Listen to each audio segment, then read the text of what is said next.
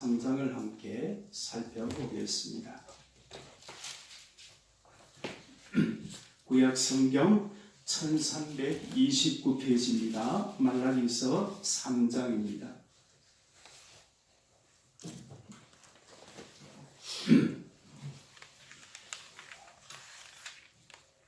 찾으셨으면 1절, 한 절 다 같이 함께 합독으로 함께 봉독하겠습니다. 말라기서 3장 1절입니다. 시작. 만군의 여호와가 이르노라. 보라, 내가 네 사자를 보내리니 그가 내 앞에서 길을 준비할 것이요 또 너희가 구하는 바 주가 갑자기 그의 성전에 임하시리니 곧 너희가 사모하는 바 언약의 사자가 임하실 것이라. 유인물 가운데 보시면 2장 17절에서 3장 12절까지의 주제를 제가 뭐라고 실었습니까? 변함없는 하나님의 사랑이다. 그런 내용으로 실었습니다. 요즘 우리가 매일 성경을 따라서 날마다 묵상하는 내용은 아가서로 들어와 있죠. 아가서 가운데 우리에게 말씀하시는 내용은 하나님의 백성들과 하나님과의 그 사랑의 이야기를 담고 있는 것이 아가서라고 그랬죠. 그와 마찬가지로 말라기서도 사실은 하나님의 백성들에게 하나님의 사랑을 회복하라. 다시 말하면 하나님 앞에 그 언약을 다시 한번 회복하고 굳건하게 하라. 동일한 주제의 말씀을 주신다고 볼 수가 있습니다. 3장 1절 가운데 내가 내 사자를 너희에게 보내겠다. 하나님께서 왜 자기의 사자를 보내겠습니까? 하나님의 말씀에서 하나님의 언약에서 벗어나 있는 자기 백성들을 다시 한번 하나님께 돌이키시고자 하나님께서 사자를 보낸다. 내가 내 사자를 보낸다고 했는데 그게 무슨 뜻이라고 그랬죠? 말아키라고 했습니다. 그래서 하나님께서 마지막 때에 내 사자를 보내겠다. 그렇게 하나님께서 사자를 보내고 난 뒤에 나중에는 결국은 우리 성자 예수님께서 하나님의 성전에 임하신다. 이 조건 자체가 뭡니까? 하나님의 백성들이 회개하고 하나님께로 다시 돌아오면 우리 하나님께서 그들에게 다시 돌아오신다. 일찍이 다윗은 이 하나님의 마음을 알았습니다. 그래서 엘리 제사장 시대 때에 그 백성들이 하나님을 부인하고 우상을 섬기는 가운데 하나님께서 그 백성들과 함께 한다는 임재의 표상이라고 할 수 있는 법궤마저 빼앗겼지 않습니까? 그렇게 빼앗겨서 오랫동안 이방의 신전 가운데 있던 그 하나님의 언약궤가 다윗이 왕으로 등극하고 난 뒤에 자기가 있는 그곳에 하나님의 언약궤가 들어올 때 다윗은 마치 어린아이와 같이 기뻐서 춤을 추기도 했습니다. 그 모습을 보고 미갈이 업신여기는 것 때문에 하나님께서는 미갈에게 징계를 하시면서 평생 너에게 자녀가 없을 것이다. 자녀는 여호와의 주시는 기업이라고 했는데 너에게는 천국의 기업이 없다고 하는 어마어마한 징계를 하시는 말씀도 우리가 볼 수가 있는데 그것처럼 다윗은 그 언약궤가 다시 말하면 하나님의 언약이 다시 회복된 증거로서 그 언약궤가 이스라엘로 돌아오는 것이 얼마나 큰 은혜인지를 다윗은 알았습니다. 그래서 정말 자기가 표현할 수 있는 가장 기쁜 모습으로 춤을 추었던 다윗의 모습을 우리가 기억을 합니다. 그래서 이스라엘 백성들이 하나님께로 돌아오면 하나님께서 그들 가운데 다시 한번 돌아온다. 그래서 이 사자를 보내야 되겠다고 하셨는데 이 사자가 하는 역할이 무엇이겠습니까?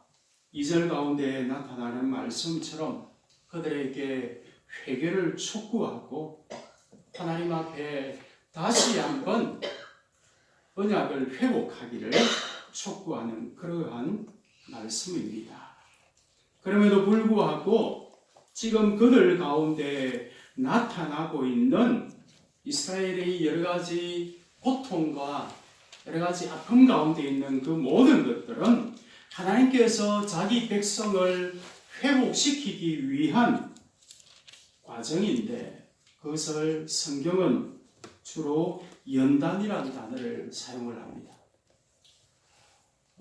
금이 순금이 되어서 그렇게 나오려고 하면 여러 광물질 가운데 불순물과 수많은 광물질 가운데 금이 그 속에 같이 포함되어 있지 않습니까?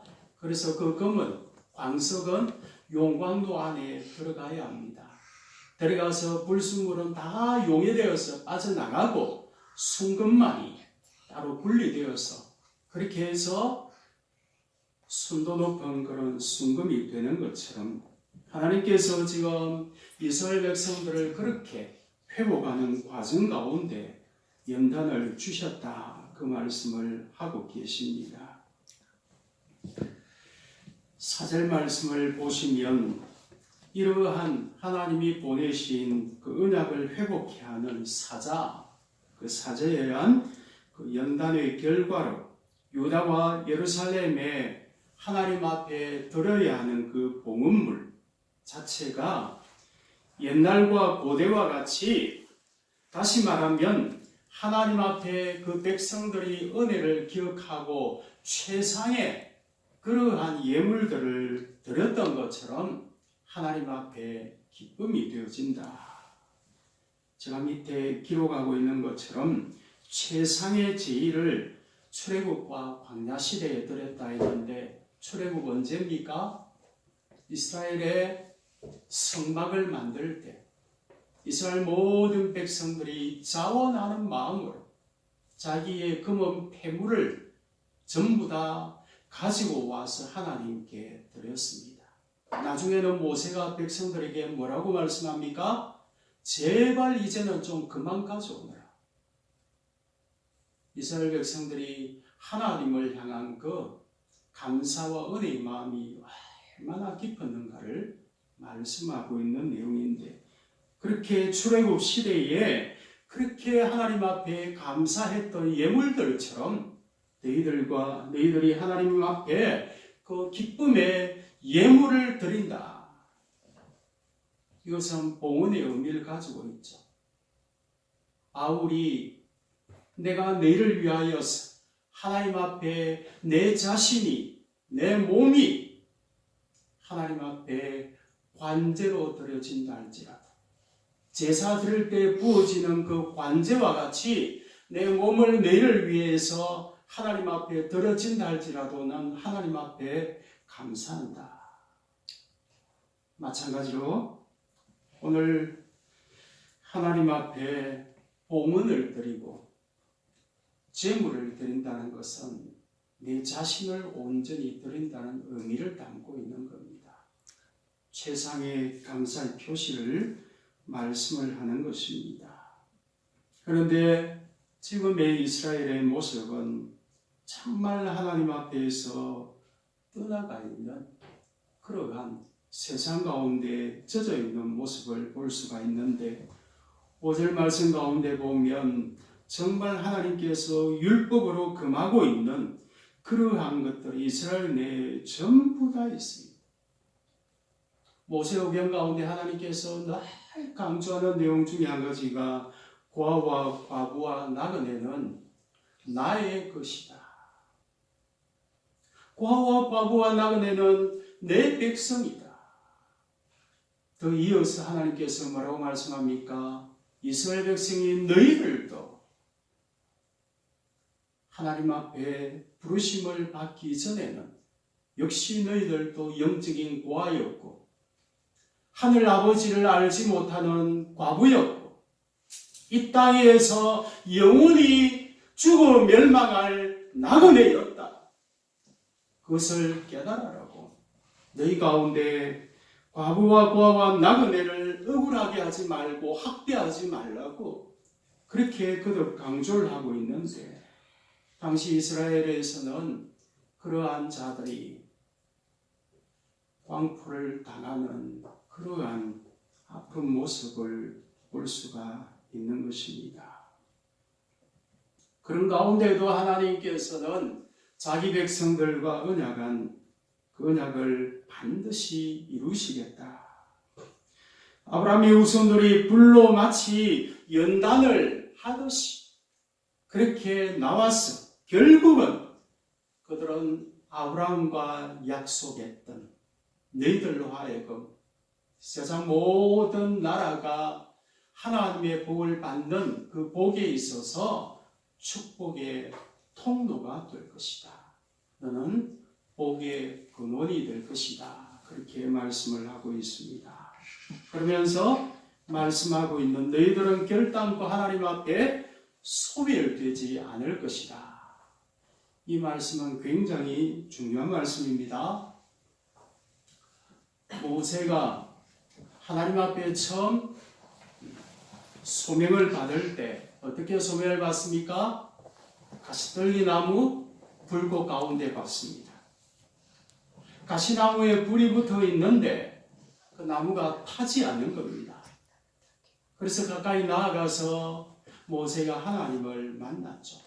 그때 하나님께서 가시나무가 타지 않는 그 불꽃 가운데 말씀하시는데 그게 어떤 의미였습니까? 온 세상 가운데 여호와 하나님은 불과 같은 심판하시는 전능하신 하나님이다. 그런데 온 세상 가운데 하나님의 그 진노의 불 가운데 타지 아니하고 멸망하지 아니할 유일한 백성이 이스라엘이다. 그 말씀을 하나님은 모세에게 하셨던 겁니다. 그래서 가시떨기 나무 가운데 타지 않는 나무를 하나님께서 모세에게 보여주셨더라 했습니다. 이후에 나타나는 3장 7절에서 12절 말씀은 이 백성들의 마음을 주님께로 돌이키는 것, 그것이 하나님의 마음인 것을 나타내는데, 이 엘리야라고 말하고 있는 이 엘리야의 사건은 그 마음들이 하나님께로 돌이키게 하는 것, 이것을 말씀하고 있는 겁니다. 이 주제 자체는 구약 성경 가운데 굉장히 많이 나타나고 등장하는 내용입니다. 처음 이스라엘 백성들에게 하나님께서 율법을 줄 때 어디에 새겨주었습니까? 돌판에 새겨줬습니다. 왜 돌판입니까? 오랫동안 보관할 수 있기 때문에. 다시 말하면 이것을 오랫동안 너희들이 기억하라. 변치 않도록 하기 위해서. 당시에는 철판에 새길 수 없는 시대다 보니까 가장 오랫동안 잊어버리지 않도록 돌판에 새겨주었습니다.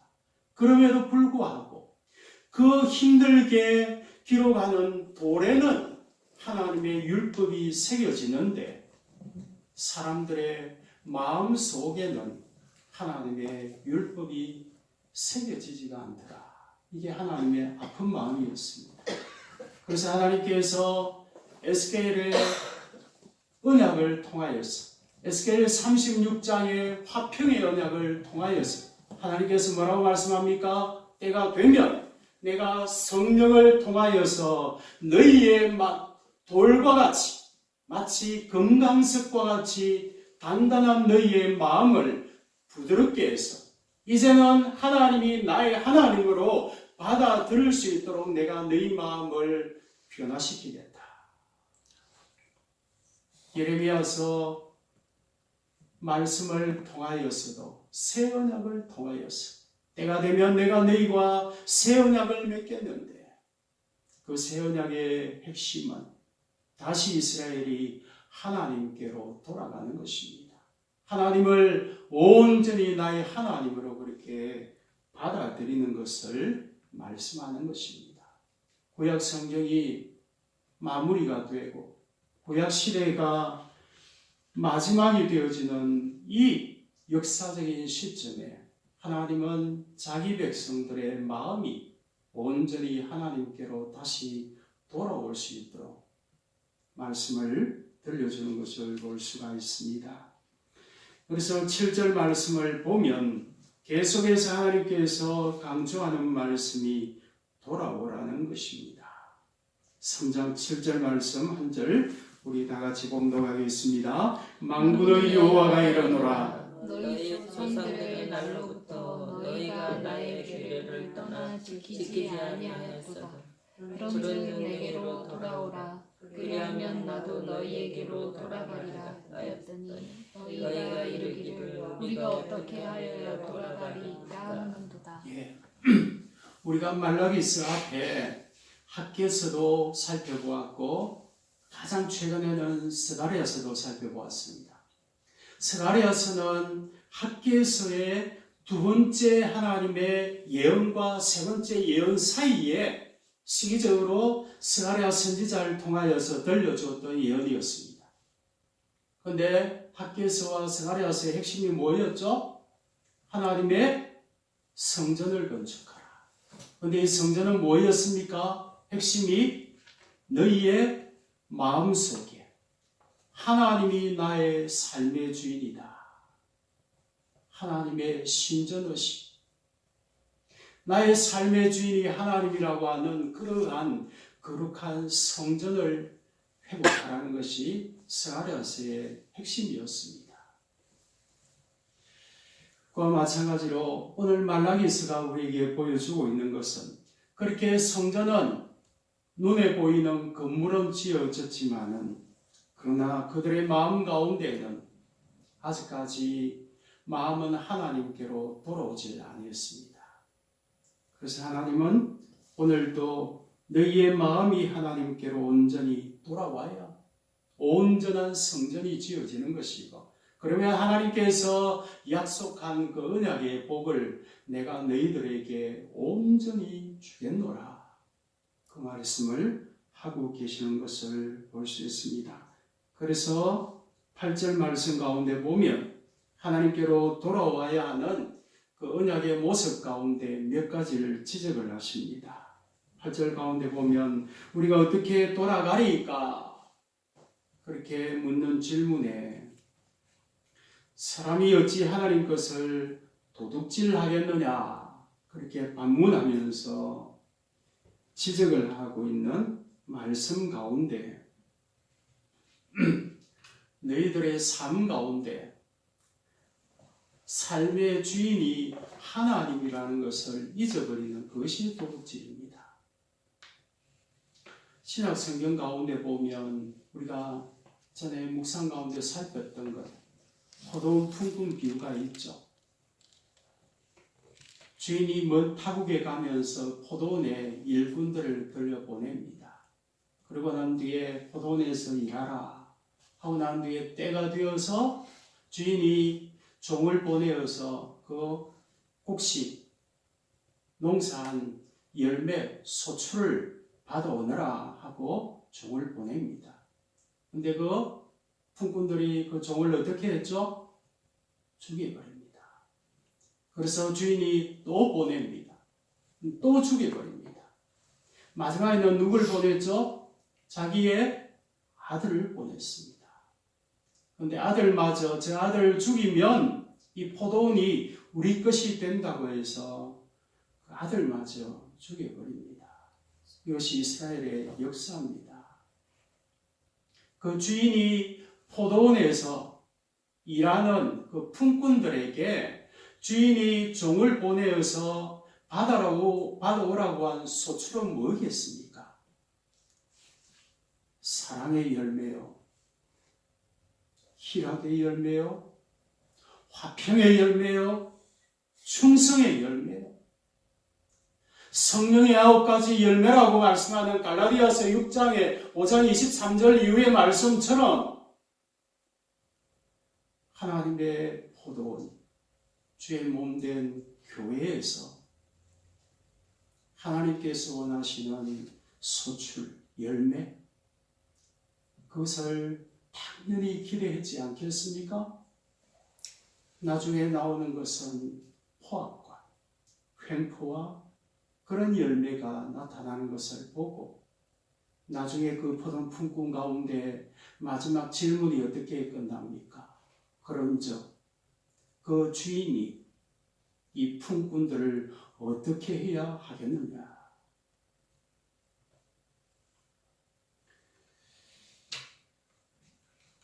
오늘 말씀에도 보면 하나님으로 인하여서 너희가 날마다 살아감에도 불구하고 하나님을 잊어버리고 내가 삶의 주인인 것처럼 살아가는 그 모든 것이 다 강도짓이다, 도둑질이다. 그 말씀을 합니다. 이스라엘 백성들이 말라기에서 말씀합니다. 하나님이 언제 우리에게 복을 주었습니까? 그렇게 항변을 합니다. 그래서 하나님께서 말씀합니다. 그래? 그러면 내가 너희들에게 준 그 복을 한번 가져가 볼까? 하나님께서 이스라엘 백성들에게 준 복을 다 거두가면 어떻게 될 것 같습니까? 오늘 이후에 나타나는 말씀 가운데 보면 그 말씀이 나옵니다. 포도나무가 한참 열매가 익어서 과일을 딸 때쯤 돼가지고 하나님께서 태풍을 불어서 다 떨어뜨릴 겁니다. 이런 비와 늦은 비를 하늘의 문을 닫아서 비를 주지 아니하고 더 나아가서 하늘의 태양빛을 닫아버리면 인간의 노력으로 하는 것들이 아무런 의미가 없는 것입니다. 그래서 너희들이 도둑질했다. 그래서 내가 너희들에게 은력적 저주를 내렸다고 말씀합니다. 10절 가운데 보십시오. 우리가 11조에 관련되어서 많이 본문으로 이야기하는 말라기 3장 10절 말씀입니다. 우리가 어찌 하나님의 것을 도둑질했습니까? 하고 항변합니다. 그때 하나님 말씀이 그겁니다.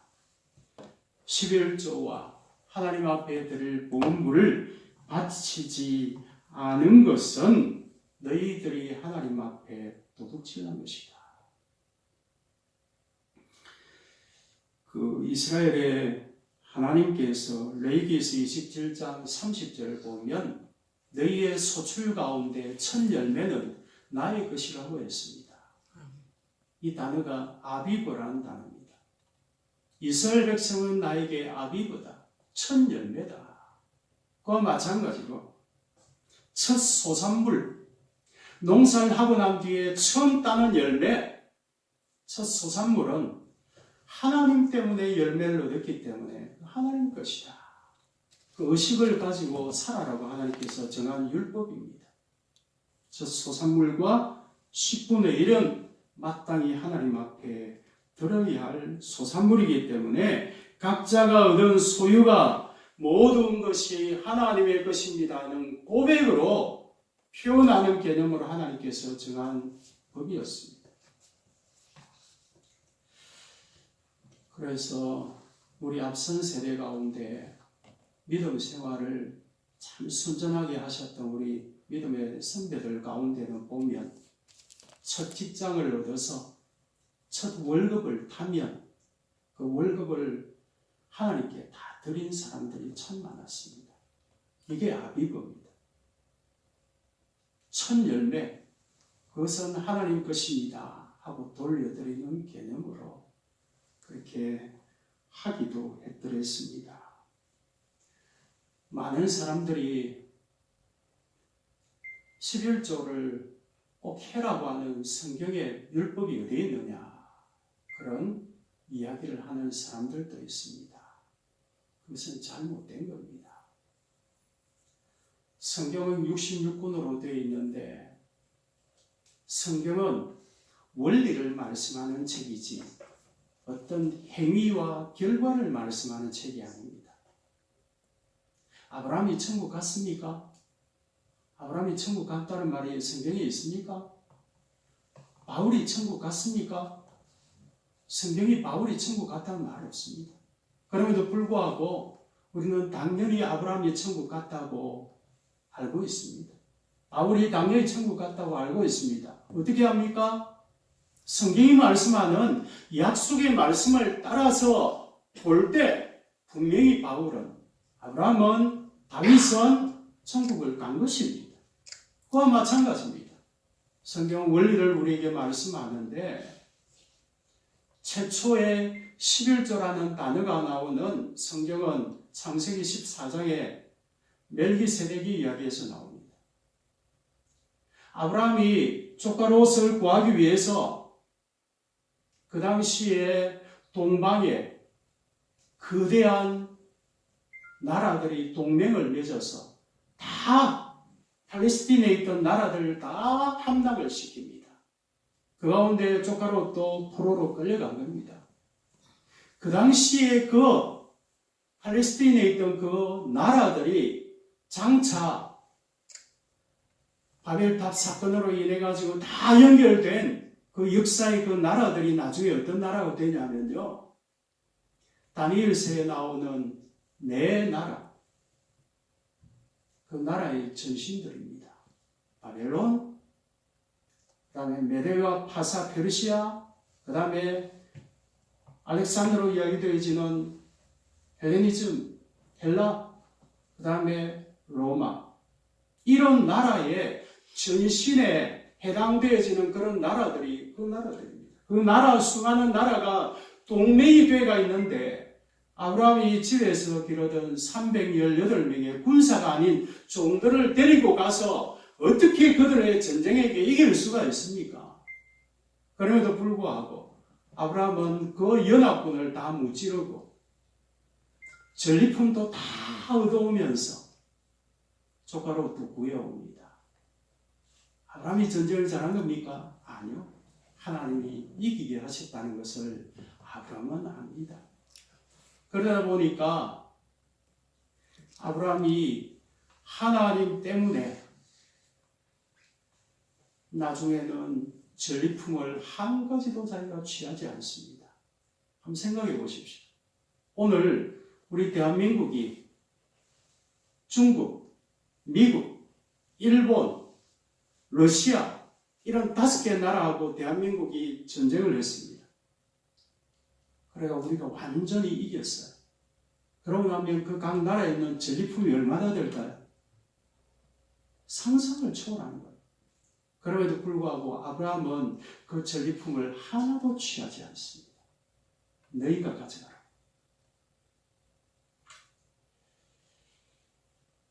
그래서 아브라함은 왜 자기가 그 전쟁에서 이겼는 걸 알기 때문에 하나님 앞에 온 마음으로 감사합니다.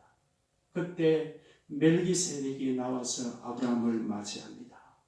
그 멜기세덱이 누구인가에 있어서는 히브리서 5장과 7장에서 정확하게 말씀합니다. 이 멜기세덱은 예수님의 현현입니다. 신약 시대에 예수님이 오시기 전에 구약의 그 인자의 모습으로 나타나셨던 예수님의 모습, 멜기세덱입니다. 그래서 멜기세덱은 멜렉 플러스 제데크, 멜렉이라는 단어는 왕이고 제데크라는 단어는 히브리 단어 의롭다는 뜻입니다. 그래서 멜기세덱이라는 것은 사람 이름이 아니고 의의 왕이다, 그런 뜻의 이름입니다. 그래서 우리 예수님을 지칭하는 이야기인데, 그래서 11조의 첫 시작 자체가 아브라함이 그 멜기세덱에게 전리품의 10분의 1을 다 바칩니다. 바치라 한 거 아닙니다. 자원하는 마음으로 스스로.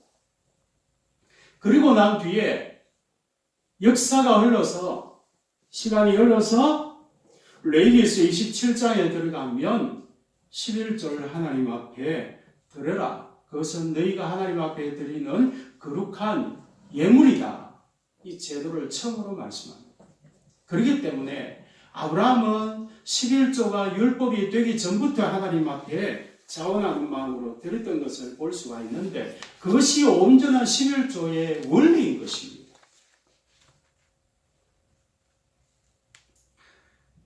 너희가 하나님 앞에 그렇게 자원하는 마음으로 드리면서 그렇게 살게 되어지면 하나님 주시는 축복이 어떤 복입니까? 약속의 복입니다. 그것이 언약의 축복입니다.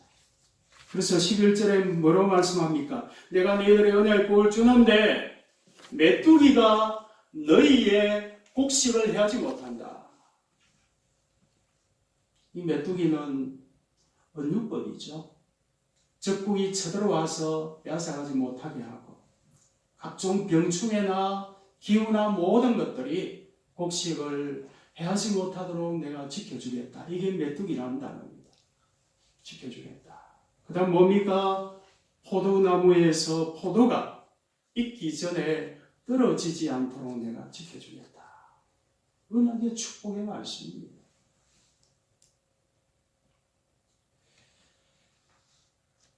오병이어에 대해서 제가 전에 한번 말씀드렸는가 모르겠는데 오병이어에서 말씀하는 것 진짜 기억해야 합니다.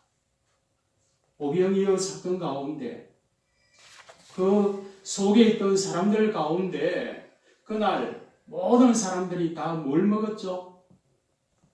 보리떡과 물고기를 먹었죠. 마른 생선, 보리떡. 그것은 한 소년이 가지고 있던 것이지 산의 진리가 아닙니다.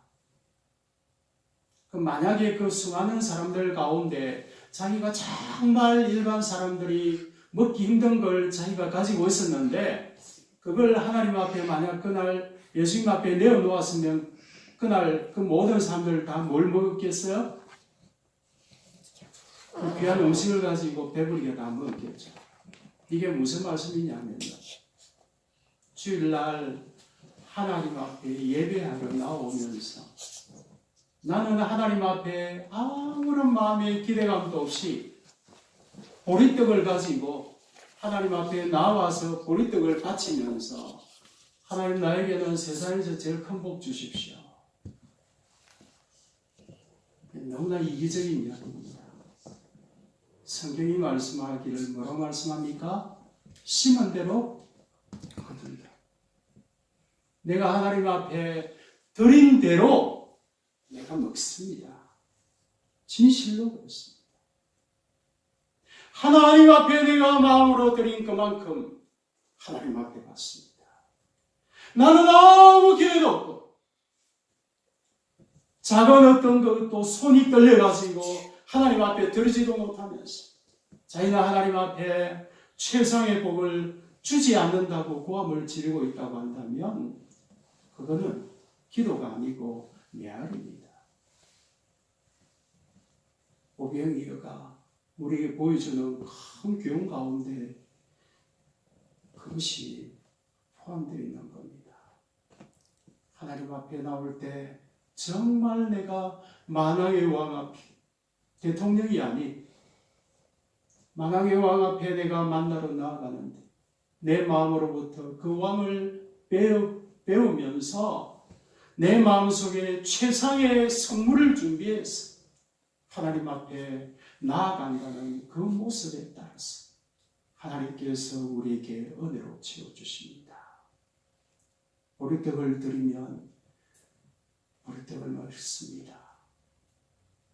하나님께서 보리떡 주시는데 그보다 훨씬 더 산의 진미를 가지고 줄 수 없어서 보리떡 주겠습니까? 교훈하는 것입니다. 하나님 앞에 무디가 그랬습니다. 미국의 부흥사였던 무디는 한 집회에 갔는데 오늘 집회에 가서 말씀을 듣는데 은혜를 너무너무 받았어. 헌금 시간에 헌금을 드릴 돈이 없어서 자기는 자기 몸을 드리겠다고 그렇게 했던 사람이 무디였습니다. 그래서 그가 후에 미국을 변화시키는 부흥사로서의 한 시대 가운데 하나님 앞에 쓰임 받았던 것을 우리가 기억합니다. 내 마음속에 하나님께서 무엇을 드리는가? 내가 하나님 앞에 뭘 드리며 하나님이 가장 기뻐할까? 그러한 마음을 갖는 그것을 하나님이 가장 기뻐하십니다.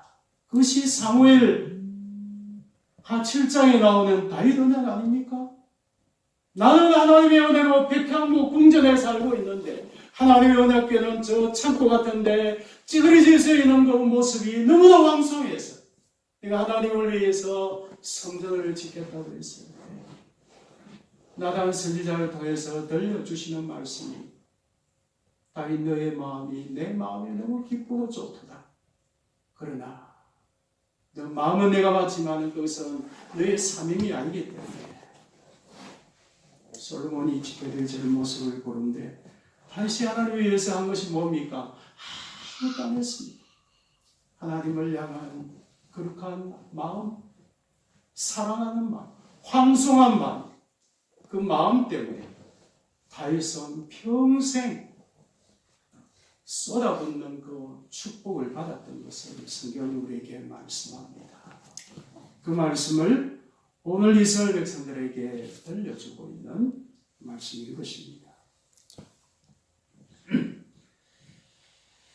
그렇게 함으로 인하여서 12절 말씀을 보면 너희들의 사는 그 땅이 기름진 땅이 될 것이다. 적과 꿀이 흐르는 땅이 되어지고 하나님 주신 은혜의 축복으로 말미암아 모든 세상 나라 사람들에게 너희들은 정녕 복 있는 자들이라고 하는 칭송을 받게 하겠다.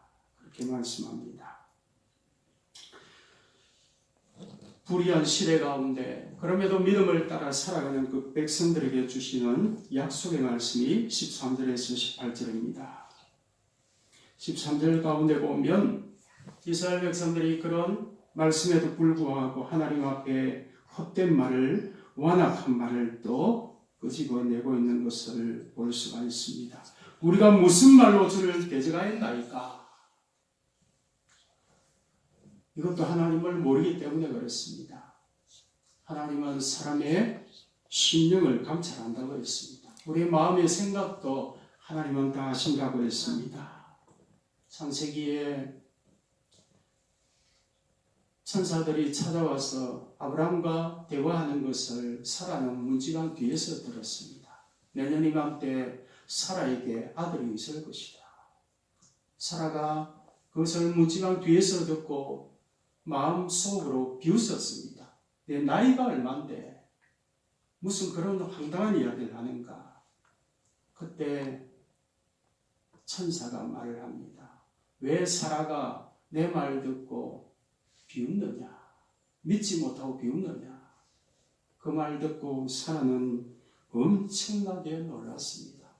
그래서 전에 우리가 창세기 설교할 때 살펴보았던 것처럼 사라는 그 시간을 통해서 하나님 앞에 전적으로 회개하고, 그래서 히브리 11장 믿음장에는 사라가 믿음으로 그것을 받았다 이렇게 말씀을 하고 있는 겁니다. 창세기에는 비웃었다고 나오지만 그 시간 이후에 사라는 하나님 앞에 온전히 회개했고 그렇게 그 믿음이 회복되었다고 믿음의 사람으로 히브리서 기자는 말씀하고 있는 것을 볼 수가 있습니다. 그들이 헛된 말로 대적하는 내용이 14절 가운데 나오는 내용입니다.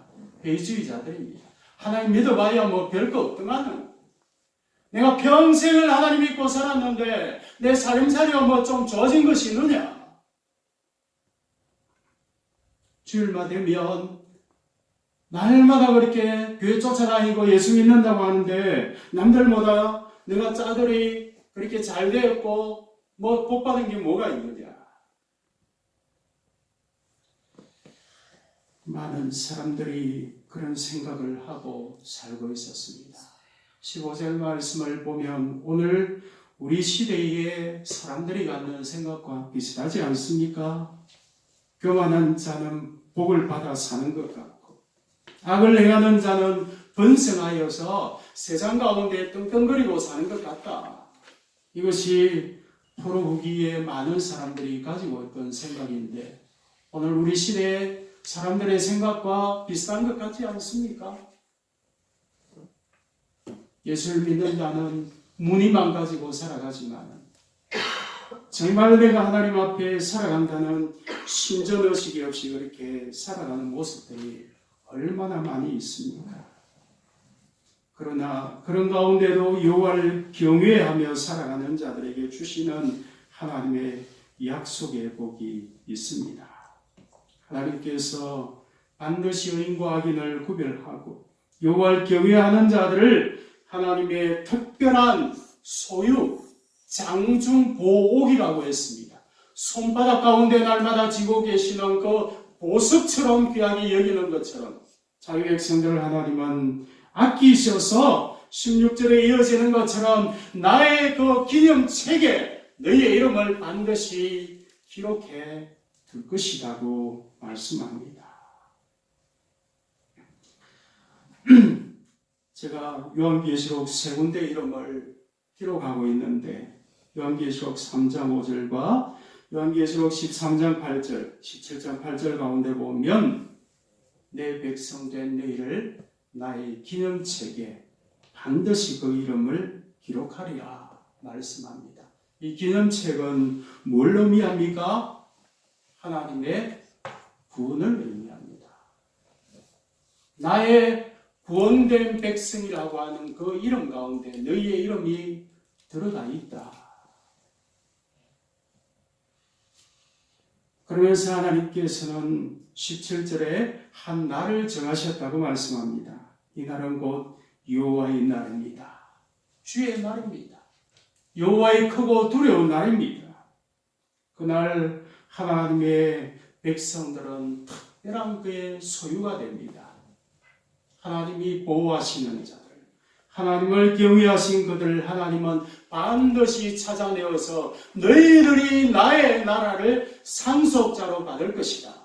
이게 누구 이야기였죠? 우리 공부한 내용 가운데 이게 누굽니까? 남겨진 자, 숨겨진 자, 누구라고 그랬죠? 스바냐입니다. 이들이 스바냐입니다. 그들은 그 마지막 때에 하나님을 얼굴을 다시 보게 될 것이다.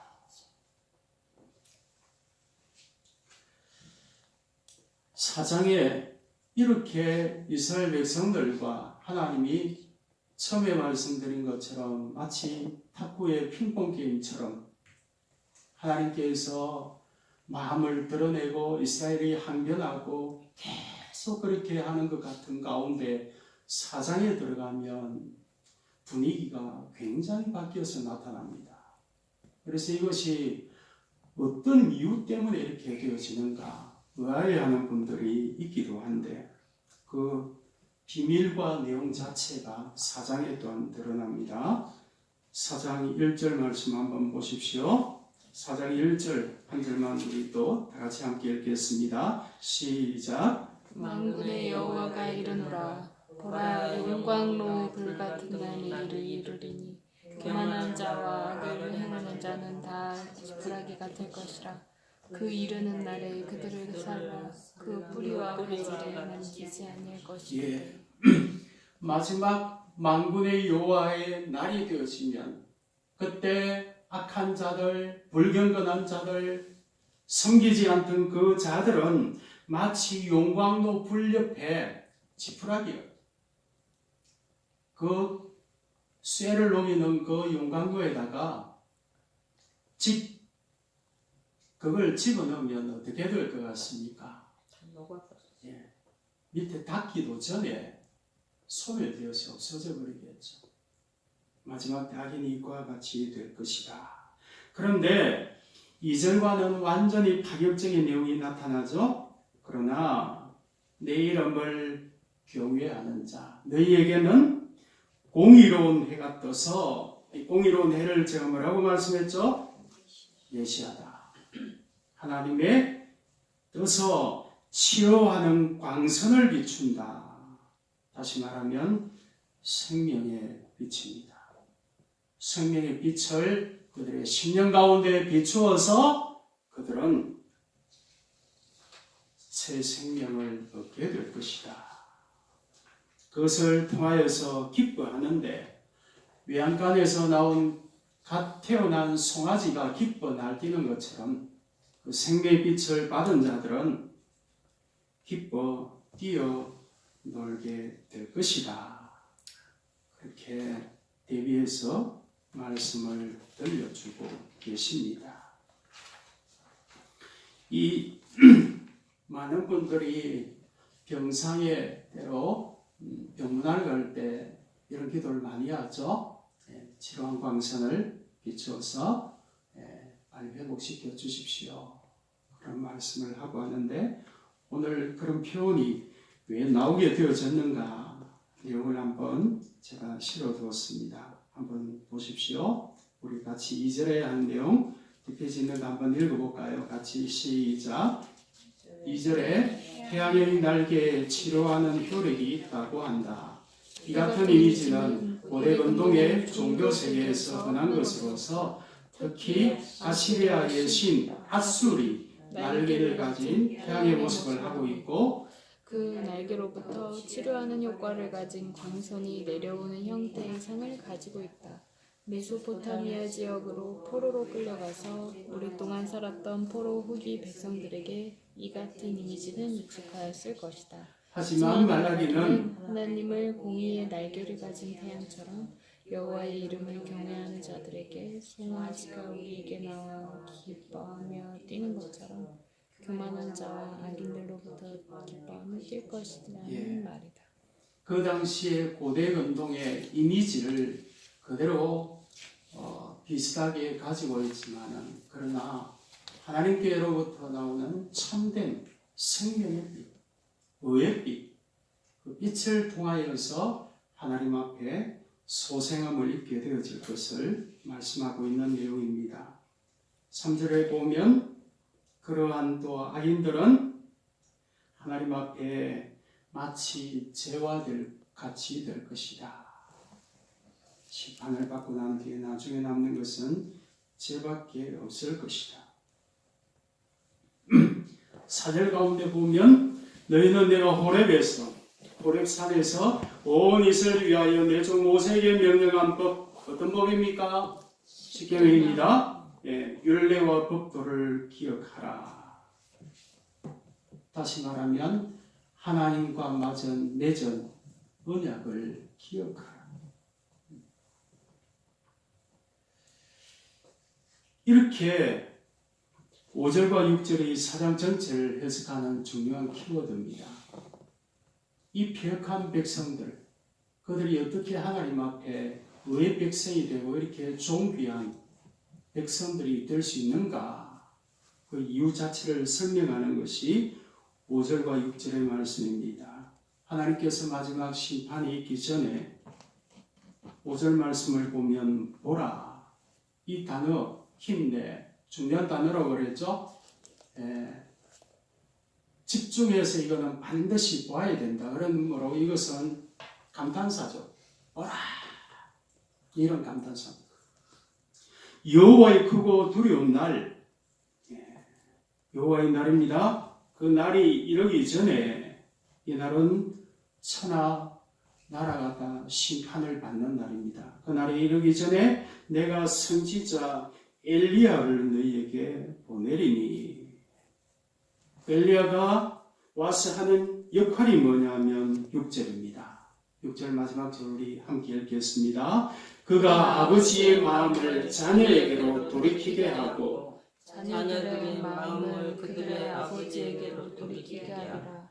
돌이키지 아니하면 그럴건대 내가 와서 저주로 그 땅을 쓸까 하노라 하십니다. 자, 우리가 말라기서를 그동안 살펴봤습니다. 이스라엘 백성들과 하나님이 100% 온전한 화해가 되었습니까? 안 되었습니까?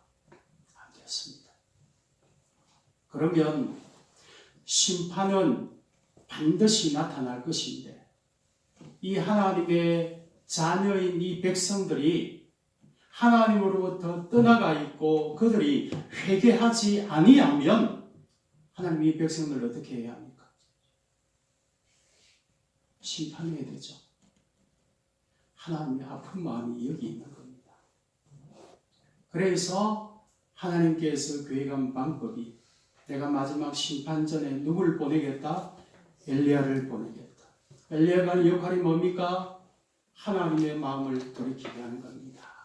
중보기도입니다. 모세와 바울과 같이 하나님, 야곱이 미약하지 아니합니까? 이 백성들을, 이 연약한 백성들을 그대로 심판하시면 세상 나라가 하나님의 이름을 모욕할 것입니다. 하나님의 백성들을 긍휼히 여겨 주십시오. 출애굽기 32장 32절 모세는 하나님, 내 이름을 하나님의 그 생명책에서 지운다 할지라도 이 백성들을 살려주십시오. 이게 엘리야의 역할입니다. 하나님 앞에 나아가서 하나님의 긍휼을 촉구하고 백성들에게 나아가서는 회개를 촉구하는 것. 이게 엘리야의 역할입니다. 그래서 내가 세상에 오기 전에 내가 선지자 엘리야를 세상에 보내겠노라 약속했는데 첫 번째 우리 하나님이 세상에 오셨습니다. 언제였죠? 예수님께서 세상에 오신 성탄절입니다. 그런데 그 예수님이 오시기 전에 하나님이 엘리야를 보냈습니다. 그가 누구였죠? 세례 요한입니다. 6개월 먼저 예수님보다 일찍 태어나서 세례 요한의 한 역할이 뭐였죠? 이스라엘 백성들에게 요단강에서 세례를 베풀면서 회개하라. 주의 심판이 가까웠느니라. 회개를 촉구한 겁니다. 세례 요한인 그 구약의 엘리야의 역할을 사명을 감당하고자 자기가 세상에 왔노라는 것을 드러내기 위해서 구약의 엘리야처럼 자기도 약대 트롯을 입고 메뚜기와 석청을 먹으면서 회개를 광야에서 외치는 선지자로서 저가 뒷셋 사람 엘리야가 아니냐 누구든지 보면 알 수 있도록 그렇게 했던 선지자가 세례 요한이었습니다. 그렇게 엘리야는 자기 사명을 감당하고 광야의 소리와 같이 때가 되며 하나님께로 갔습니다. 그런데 말라기서에서 우리가 기억해야 할 중요한 사항 한 가지는 우리 예수님은 한 번 더 오십니다. 다시 오시죠? 다시 오실 그때는 정말 심판이 나타납니다. 그때는 피해 나갈 자가 없습니다. 그 마지막 그 진짜 심판 때 누가 있어야 합니까? 엘리야가 있어야 합니다. 진짜 엘리야가 있어야 합니다. 그래야 구원을 얻을 수가 있는 겁니다. 그러면 마지막 하나님께서 심판이 다시 있기 전에 이 땅 위에서 하나님께서 세우신 그 엘리야는 누구인가? 세례 요한은 이미 왔다가 돌아갔고 마지막 이 땅 위에 남겨진 엘리야는 누구인가? 그것이 요한계시록 11장입니다. 한번 찾아보십시오. 요한계시록 11장 3절입니다.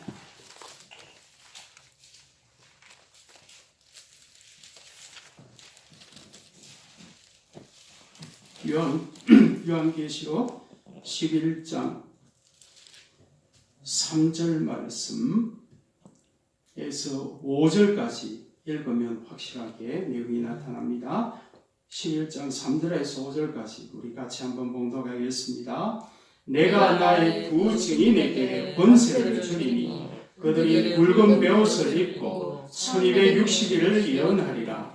그들은 이 땅의 주 앞에 서 있는 두 감람나무와 두 촛대니 만일 누구든지 그들을 해하고자 하면 그들의 입에서 불이 나와서 그들의 원수를 삼켜버릴 것이요 누구든지 그들을 해하고자 하면 반드시 그와 같이 죽임을 당하리라.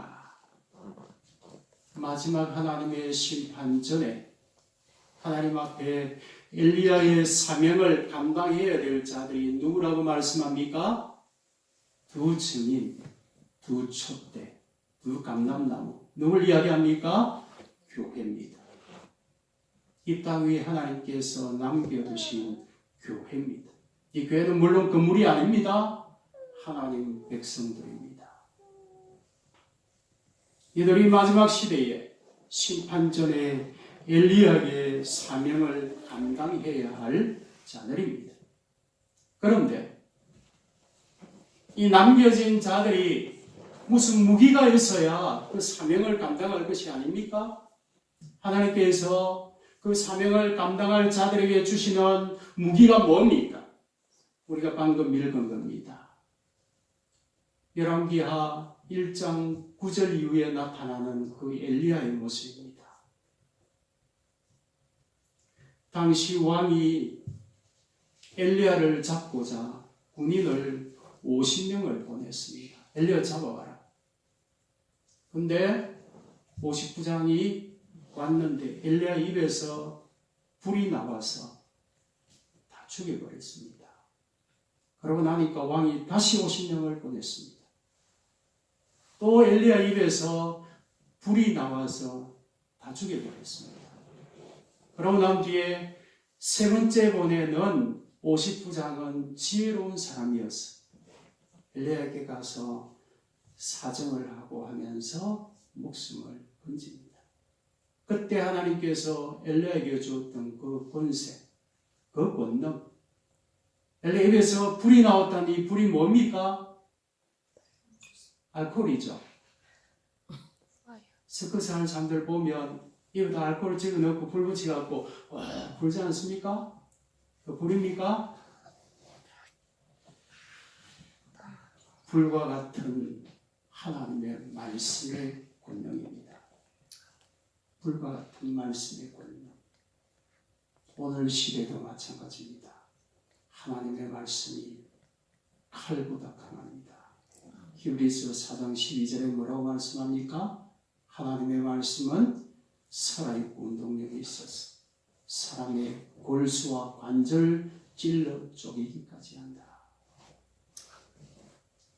사람의 썩은 죄로 썩은 그 폐부를 드러내는 것은 칼이 아니라 하나님의 말씀으로 소생케 합니다. 마지막 때 하나님께서 자기 백성들에게 주시는 종말 시대에 엘리야의 사명을 감당할 무기를 주시는데 그 무기는 돈이 아니고 권세가 아니고 하나님의 말씀입니다. 오늘 한국 교회를 보십시오. 우리 교회는 국회의원이 수십 명이고 서울에 한때 명성이 자자했던 모 교회는 대통령이 그 교회 다녔습니다. 하나님께서 마지막 때에 주시는 참된 무기, 그것은 교회가 돈이 있어야 큰일을 한다는 것이 아니고 교회가 세상적인 권세가 있어야 큰일을 한다는 말씀이 아니고 하나님의 불과 같은 권능의 말씀이 있어야 이 사명을 감당할 수 있다고 오늘 말씀하고 있는 것을 볼 수가 있습니다. 그래서 하나님은 이 땅 위에 1260일 동안 이 엘리야의 사명을 감당할 자들에게 두 가지 약속을 따라서 함께 하시는 것이 엘리야의 권능을 주시고 또한 임마누엘로 그들과 함께 하십니다. 이것이 교회의 마지막 종말 때 교회의 정체성입니다. 다른 모든 것은 다 교회가 세상에 양보하고 세상만큼 없다 할지라도 이 말씀의 권능은 가지고 살아가야 합니다. 그래서 우리 예수님께서 마지막 잡혀 가기 전에 제자들에게 뭐라고 말씀했습니까? 너희가 겉옷을 팔아서라도 칼을 사라. 베드로는 그 칼이 진짜 칼인 줄 알고 예수님을 잡으러 온 그 말고라고 하는 자의 귀를 잘랐지만은 예수님께서 말씀하시는 그 칼은 세상적인 칼이 아니고 하나님의 말씀이었습니다. 겉옷을 팔아서라도 칼을 사야 하는 시대가 오늘 우리의 시대입니다. 내가 하나님의 백성된 자로서 성도로서 살아감에 있어서도 우리에게 하나님의 바른 분별력과 바른 말씀이 필요하고, 또한 마지막 때 엘리야의 사명을 감당하기 위해서도 우리에게는 불과 같은 하나님의 말씀에 권능이 있어야 된다는 것을 기억하고, 그 사명을 기쁨으로 감당하며 살아가는 모든 성도님들이 되시기를 예수 그리스도 이름으로 축원드립니다. 다 같이 찬송하겠습니다.